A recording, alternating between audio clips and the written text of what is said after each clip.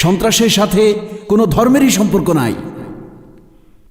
এই ইসলামী উগ্রবাদ, ইসলামী সন্ত্রাসবাদ, দুঃখের সাথে বলতে হচ্ছে এই শব্দগুলো পশ্চিমা নেতাদের দ্বারাই ব্যবহৃত হয়। এটাই ইসলামোফোবিয়ার মূল কারণ। এটাই মুসলিমদের ব্যথার কারণ। যখনই কোনো মুসলিম অন্য কোনো দেশে বেড়াতে যায়, সে ইসলামোফোবিয়ার কারণে নানাভাবে আক্রান্ত হয়। আমি কেবল এটা বলতে চাই মিস্টার প্রেসিডেন্ট, যে মুসলিম কমিউনিটিগুলোর অধিকার খর্ব করা হচ্ছে। কোনো গোষ্ঠীকে কোণঠাসা করা হলে তাদের মধ্য থেকেই চরমপন্থার জন্ম হয়। সিরিয়া সহ বিভিন্ন জায়গায় যে উগ্রবাদী লোক দেখতে পাই, তারা কোণঠাসায় থাকা মুসলিম সম্প্রদায় থেকেই এসেছে। আমার পয়েন্টটা হচ্ছে এখানেই যে এই বিষয়টা অবশ্যই তুলে ধরতে হবে। দুঃখের সাথে বলতে হচ্ছে যে মুসলিম নেতাদের কেউই ভালোভাবে উপস্থাপন করেননি। 9/11-এর পর যখন রেডিক্যাল ইসলামের বিরুদ্ধে যুদ্ধের সূচনা করা হয়, তখন মুসলিম নেতাদের দায়িত্ব ছিল পশ্চিমা দেশগুলোকে বোঝানো যে রেডিক্যাল ইসলাম বলতে কোনো কিছুর অস্তিত্বই নেই। প্রতিটি সম্প্রদায়ে কট্টরপন্থী উদারমনা থাকে, চাই তা খ্রিস্টান, ইহুদি কিংবা অন্য কোনো সম্প্রদায় হোক। কিন্তু ইসলাম কখনো উগ্রবাদী নয়। ইহুদি ধর্ম না খ্রিস্ট ধর্ম না হিন্দু ধর্ম, কোনো ধর্মই র্যাডিক্যাল নয়। সকল ধর্মেরই মূল কথা হলো সহানুভূতি ও ন্যায় বিচার। এটাই আমাদেরকে অন্য প্রাণীদের থেকে আলাদা করেছে। মুসলিম নেতৃবৃন্দ র্যাডিক্যাল মুসলমান হিসেবে চিত্রায়িত হওয়ার ভয়ে এতটাই তটস্থ থাকেন, বোঝাতে চান আমরা হলাম মডারেট। পাকিস্তান তখন ঝড়ের মূল কেন্দ্রস্থলে অবস্থান করছিল। আমাদের সরকার নতুন একটি শব্দের প্রচলন করেছেন, এনলাইটেন্ড মডারেশন। শব্দটির অর্থ কি? নিজেকে মডারেট প্রমাণ করার জন্য কোট বা স্যুট পরিধান করতে শুরু করে দিল। যে ইংলিশ জানতো না সেও ইংলিশ বলা শুরু করে দিল, কারণ সে মডারেট। তো মডারেট কাকে বলে কারোরই তেমন ধারণাই ছিল না। কারণ আমরা মুসলিমরা পশ্চিমাদেরকে বোঝানোর চেষ্টাই করিনি যে রেডিক্যাল ইসলাম বলতে কোনো ধারণার অস্তিত্বই নেই। 9/11-এর পর ইসলামকে সন্ত্রাসের সাথে মিলিয়ে ফেলার আরেকটা বড় কারণ ছিল আত্মঘাতী বোমা হামলা। 9/11-এর আত্মঘাতী হামলা চালানোর কারণেই তত্ত্বের উদ্ভব ঘটেছে। মুসলমানেরাই আত্মঘাতী বোমা হামলায় জড়িত। এই পন্থায় তারা জান্নাতের হুর পাবে। এমনকি অনেক নারী আত্মঘাতীও ছিল। অদ্ভুত পরিস্থিতি সৃষ্টি করা হয়েছে, আমরা কেউই এটা ব্যাখ্যা করিনি। আত্মঘাতী হামলাকে ইসলামের সাথে গুলিয়ে ফেলা হয়, অথচ কেউই গবেষণা করিনি যে 9/11-এর পূর্বে বিশ্বে যত আত্মঘাতী বোমা হামলা হয়েছে বেশিরভাগই করেছে তামিল টাইগার, তারা হিন্দু। তখন তো কেউ হিন্দু ধর্মকে সন্ত্রাসী বলে নাই। শ্রীলঙ্কায় সংঘটিত এসব আত্মঘাতী হামলার সাথে হিন্দুবাদের কী বা সম্পর্ক আছে?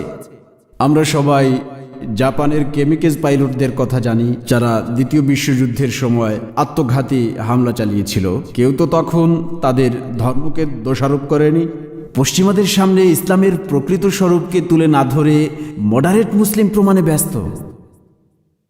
আমি এখানে বলতে চাই ইসলামোফোবিয়ার সবচেয়ে বড় যে কারণটি মিস্টার প্রেসিডেন্ট, আমি এটার গুরুত্ব বুঝি। কারণ আমি পেশাদার খেলোয়াড় জীবনের একটি বড় অংশ পশ্চিমা দেশগুলোতে কাটিয়েছি। খুব ভালো করেই জানি কিভাবে তারা ধর্মকে মূল্যায়ন করে, কিভাবে ইসলাম সম্পর্কে ভুল ধারণাগুলোর সূত্রপাত হয়। আর এটাও ইসলাম আতঙ্কের অন্যতম একটি কারণ। দেখুন, 1989 সালে একটি বই প্রকাশ হয়েছিল।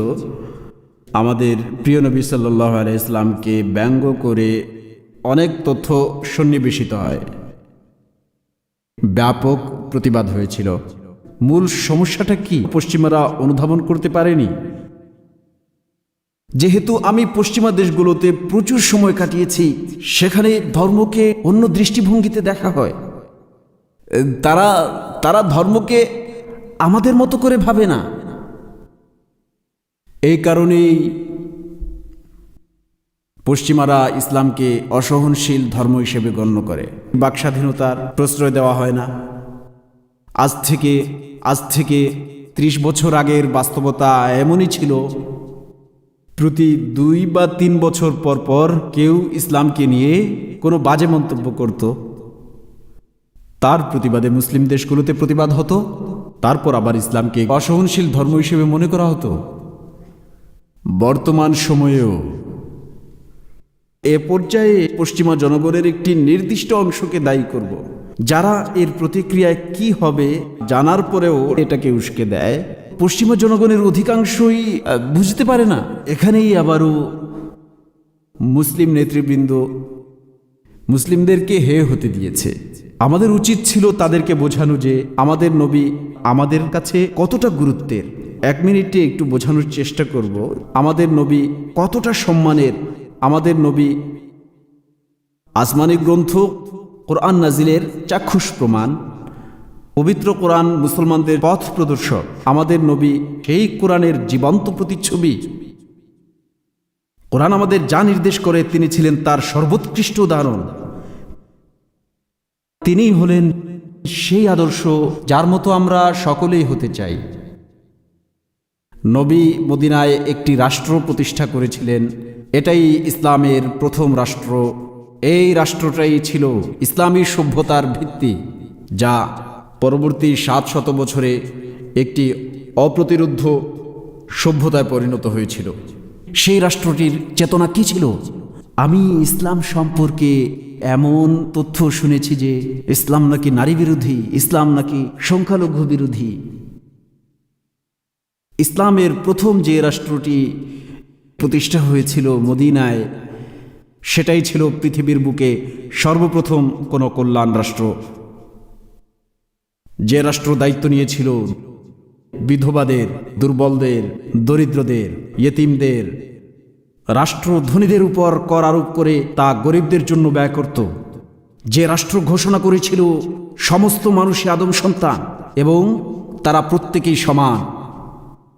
প্রত্যেকেই সমান, তাদের গায়ের রং যেমনই হোক না কেন। যে রাষ্ট্র ঘোষণা করেছিল, নবী ঘোষণা করেছিলেন, তখন সমাজের সার্বিক ব্যবস্থা এই কৃতদাস প্রথার উপর জারি ছিল। এর আগে পশ্চিমা জগতে কৃতদাস প্রথার প্রচলন ছিল, কিন্তু নবীজি বলে গিয়েছেন উত্তম কাজ হলো কৃতদাসকে মুক্ত করে দেওয়া। পুরো সভ্যতাই তখন দাসপ্রথার উপর নির্ভর করত, তাই তিনি কৃতদাসকে বাড়ির অন্যান্য সদস্যদের মতোই বিবেচনা করতে বলেছেন। এই ঘোষণার ফলে এমন কিছু বিপ্লব ঘটে যায় যা অন্য কোনো সভ্যতায় দেখা যায়নি। কৃতদাস বংশ থেকে রাজাও হয়ে যায়। মামলুক বংশ কৃতদাস থেকে মিশরের বাদশাহ হয়ে যায়। ভারতবর্ষেও কৃতদাস বংশের শাসক রয়েছে। এরপর আসি সংখ্যালঘু প্রসঙ্গে। এখানেও আপনি শুনেছেন যে ইসলাম সংখ্যালঘুদের বিরুদ্ধে অবস্থান নিয়েছে। আমাকে বিষয়টি একটু ক্লিয়ার করতে হবে। ইসলামে আমাদের রাসূল বলেছেন প্রত্যেকেরই নিজ নিজ ধর্ম পালনের অধিকার রয়েছে। অন্য সকল ধর্মের উপাসনালয়কে সংরক্ষণ করা আমাদের সবার নৈতিক ও পবিত্র দায়িত্ব। রাসূল আরও ঘোষণা করেছেন সকল ধর্ম, বর্ণ, গোত্র নির্বিশেষে সবাই সমান বলে গণ্য হবে। এই প্রসঙ্গে একটা অবিশ্বাস্য ঘটনা বলতে চাই, যেটা আমি প্রায়শই বিভিন্ন ফোরামে বলে থাকি। ইসলামের চতুর্থ খলিফা, যিনি মদিনা রাষ্ট্রের প্রধান, তিনি আদালতে একজন ইহুদি নাগরিকের কাছে মামলায় হেরে গিয়েছিলেন। এটা দ্বারা প্রথমেই যে বিষয়টি স্পষ্ট, কেউই আইনের ঊর্ধ্বে ছিল না। দ্বিতীয় বিষয় হলো ওই ইহুদির ছিল সমান নাগরিক অধিকার। সুতরাং সম্মানিত প্রেসিডেন্ট, যখনই মুসলিম সমাজ তার সংখ্যালঘুদের উপর অবিচার করে, তখন এটা তার ধর্ম ইসলাম ও নবীর বিরুদ্ধে চলে যায়। সুতরাং এটা বোঝা গুরুত্বপূর্ণ যে নবী আমাদের হৃদয়ে বসবাস করেন। সুতরাং তাকে নিয়ে যখন ঠাট্টা করা হয়, তাকে অপমান করা হয়, আমাদের আঘাত করে। মানুষ হিসেবে জানি যে এই একটা বিষয় ভালোভাবেই বুঝি, আর তা হলো হৃদয়ের ব্যথা। শারীরিক ব্যথার চেয়ে অনেক অনেক অনেক গুণ বেশি বেদনাদায়ক। এ কারণেই মুসলিমরা প্রতিক্রিয়া দেখায়। আমি সব সময় ভাবি যে আমি যদি সে পর্যায়ে থাকতাম তাহলে বিশ্ব সম্প্রদায়কে এর ব্যাখ্যা দিতে চেষ্টা করতাম। পশ্চিমা সভ্যতার বসবাসের কারণে তারা এটা বোঝে না। যখন আমি তরুণ বয়সে ইংল্যান্ড যাই, সেখানে যীশু খ্রিস্টকে নিয়ে একটি কমেডি চলচ্চিত্র দেখি। এটা মুসলিম সমাজে চিন্তাই করা যায় না। তাই মানব সম্প্রদায়ের প্রতি লক্ষ্য রেখে অবশ্যই সতর্ক থাকতে হবে, যাতে কোনো মানুষ কখনো কখনো কষ্ট না পায়। এই সাম্প্রতিক সময়ে পশ্চিমা সমাজগুলোতে হলোকাস্টের ব্যাপারে অনেক সংবেদনশীল আচরণ করে। এটিও ইহুদি সম্প্রদায়কে কষ্ট দেয়। এজন্যই আমরা বলবো যে বাকস্বাধীনতা ব্যবহার করে নবীকে অপমান করে আমাদেরকে কষ্ট দেবেন না। আমরা কেবল এতটুকুই চাই। সুবহানাল্লাহ, আলহামদুলিল্লাহ, লা ইলাহা ইল্লাল্লাহ। কাতিব টিভি, সুস্থ বিনোদনের অনলাইন ঠিকানা।